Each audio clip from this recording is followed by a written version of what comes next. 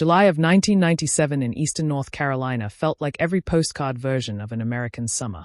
The air was thick with humidity, cicadas buzzed endlessly in the pine trees, and Lake Waccamaw shimmered under a slow golden sunset.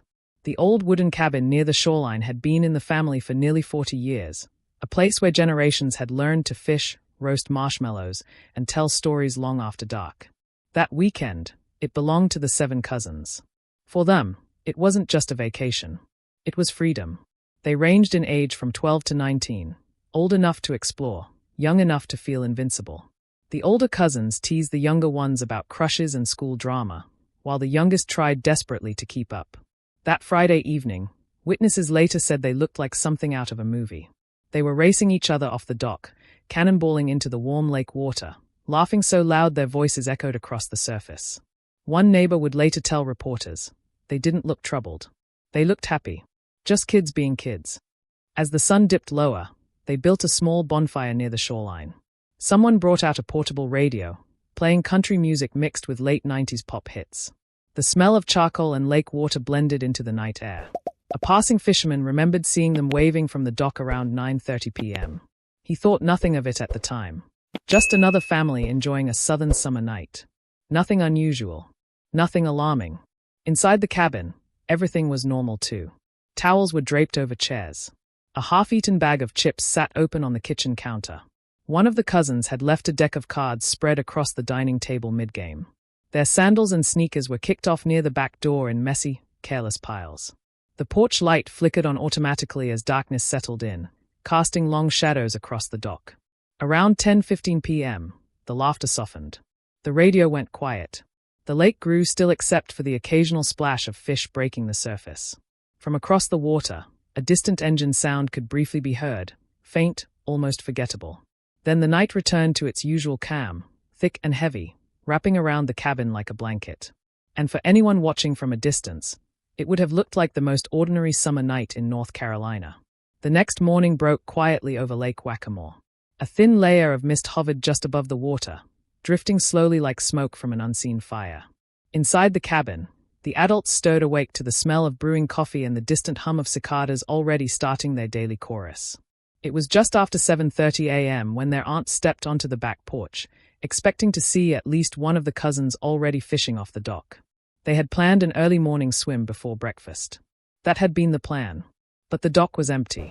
No towels tossed over the railing. No fishing poles leaning against the wood.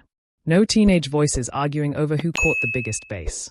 Just still water stretching endlessly in front of her. At first, she wasn't alarmed. Teenagers sleep in. Maybe they had stayed up too late and crashed in the living room. She stepped back inside, calling out their names casually, almost playfully. Her voice echoed down the narrow hallway. No response.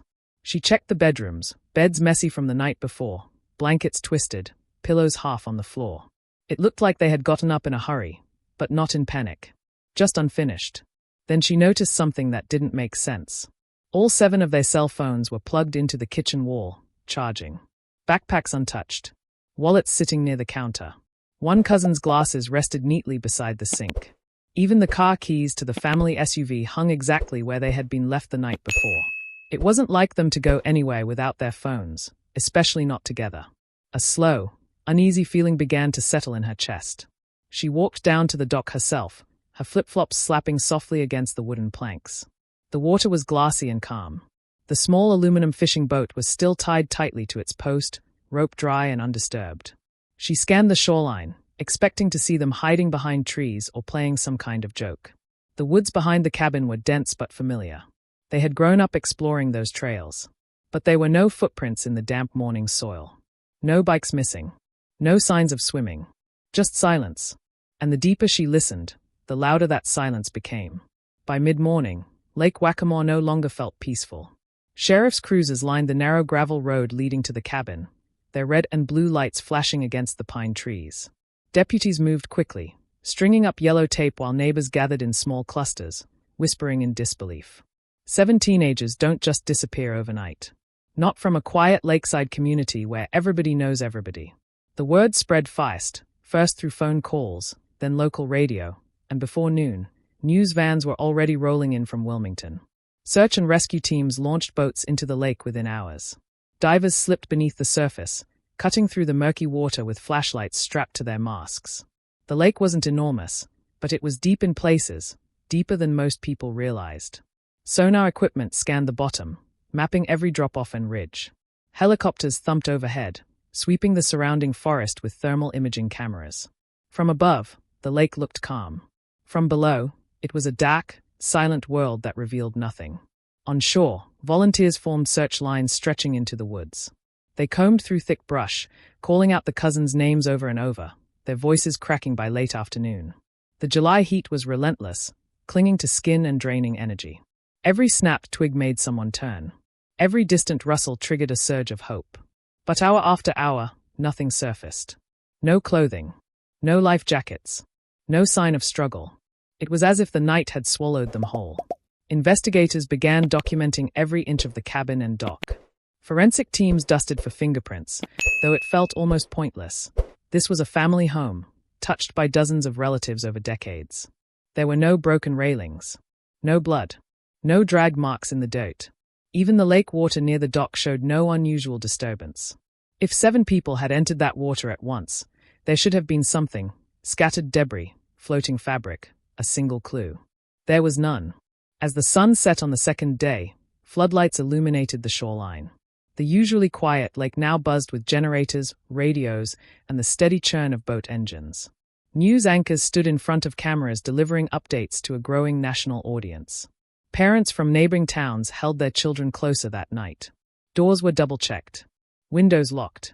Because the scariest part wasn't what investigators were finding. It was what they weren't. As days turned into weeks, the official search scaled back, but the questions only grew louder. With no physical evidence and no clear signs of foul play, investigators were left with theories. And in small-town North Carolina, theories travel fast. Some locals believed the cousins had gone swimming late at night and tragically drowned together. But seasoned divers pushed back against that idea. 7 strong swimmers entering calm water at once, without a single body surfacing? It didn't add up. Lakes give things back eventually. This one hadn't. Then came whispers of something darker. A few residents mentioned seeing an unfamiliar vehicle parked near the main road that Friday night. A dark-colored van, older model. No one could describe it clearly, just headlights cutting through the trees longer than usual. Law enforcement canvassed the area, questioning campers, fishermen, even truck drivers passing through nearby highways. But no concrete leads emerged. The description was too vague. The memory too distant. And in 1997, security cameras were rare in rural counties. Some speculated the cousins had run away together. It made for dramatic headlines: 7 teenagers staging a mass disappearance. But detectives quickly dismantled that theory. None of them had withdrawn money. None had packed clothes. No journals hinted at escape plans. Friends back home described them as normal, excited about upcoming school events and summer jobs. Running away requires planning. This felt spontaneous. Unplanned. Abrupt. The family felt the weight of every rumor. Reporters knocked on doors daily. Talk radio hosts debated wild possibilities, some even suggesting cult involvement or coordinated abduction rings. The grandparents stopped answering their phone. Birthdays passed quietly. Holidays felt hollow. Each year on the anniversary of the disappearance, the family gathered at the dock, lighting candles that flickered against the black water. Hope slowly shifted into something heavier, an unspoken fear that the truth might be worse than not knowing. By 2005, the case was officially labeled cold. Files were boxed, stacked, and stored. Detectives moved on to newer investigations. The lake returned to its peaceful routine. Boats glided across the surface. Children swam near the shore. To outsiders, it looked like the town had healed. But beneath that calm exterior, the questions never stopped echoing. And neither did the feeling that something had been missed. For 25 years, Lake Waccamaw kept its silence. Seasons changed, cabins were renovated, and new families moved into the area with little knowledge of what had happened in 1997. The story of the 7 cousins became more legend than headline, something locals mentioned in lowered voices when the lake turned unusually still. Then in September of 2022, a powerful hurricane tore through eastern North Carolina, bringing with it record rainfall, violent winds, and something no one expected. The storm surge flooded nearby roads, uprooted trees, and forced emergency evacuations. But when the system finally passed, it left behind an unusual effect. Engineers temporarily lowered portions of the lake to relieve pressure on surrounding infrastructure. Water levels dropped farther than they had in decades. Shorelines expanded, exposing thick mudflats that had not seen daylight since the 1990s.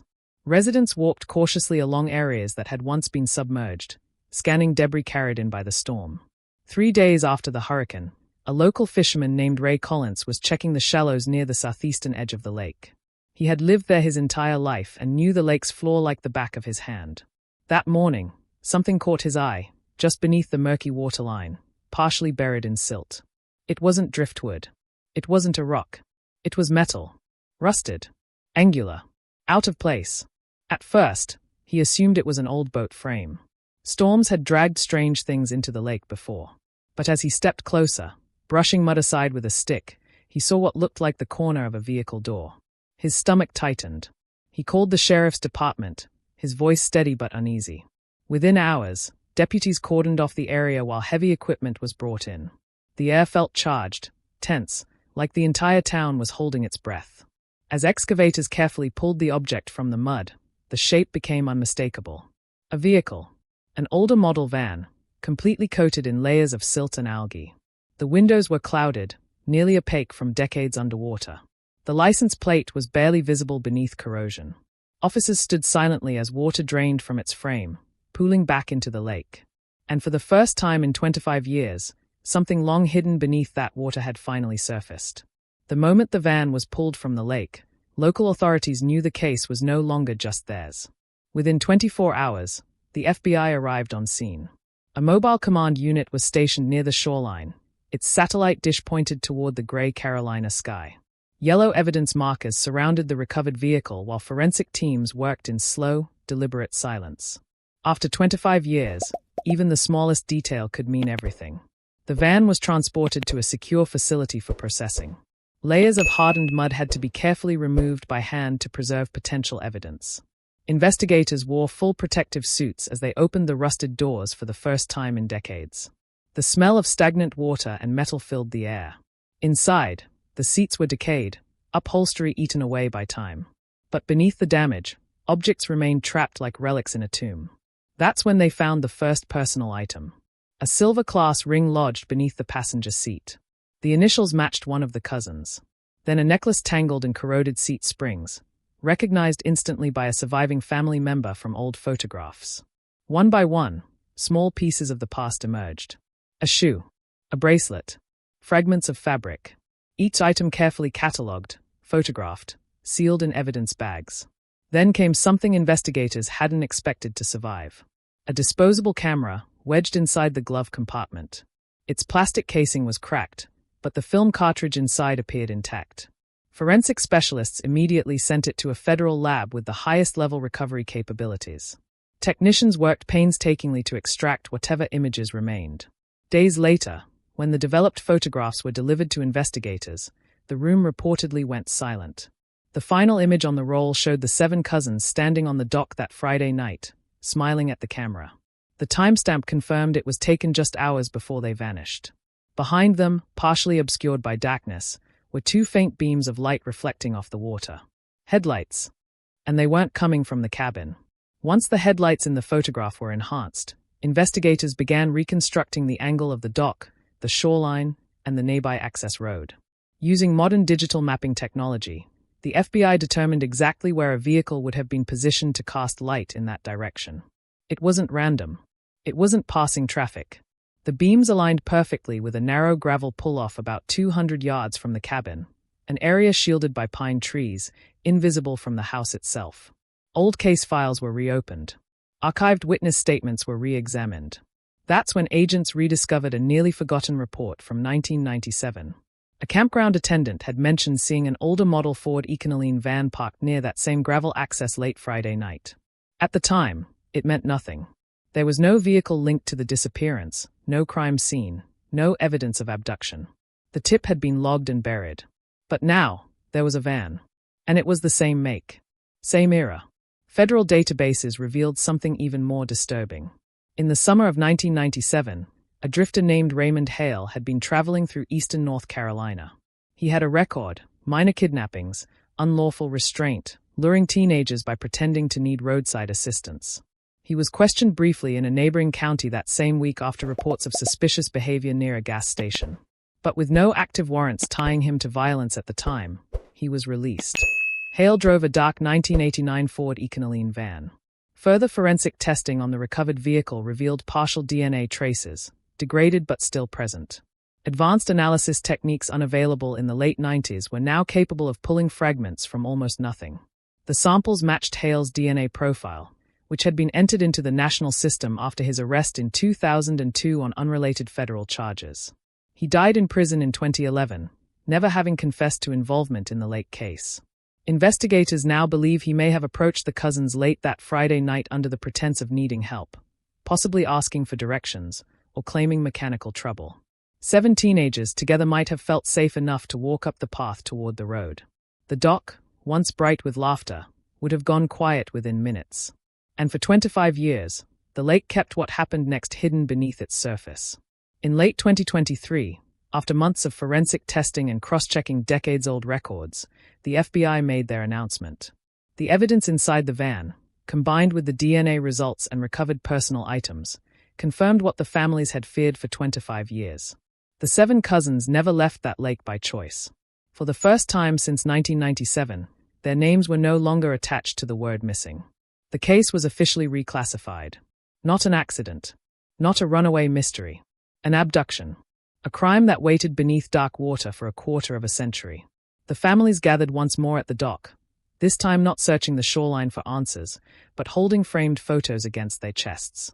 There were no television cameras that night. No flashing lights. Just candles lining the edge of the wood, their reflections trembling across the surface of the lake. Closure doesn't erase pain. It doesn't rewind time. But it gives truth a place to stand. And as the water moved gently against the dock, the same place where laughter once echoed into the Carolina night, one thing was finally certain. The lake didn't forget. It just waited.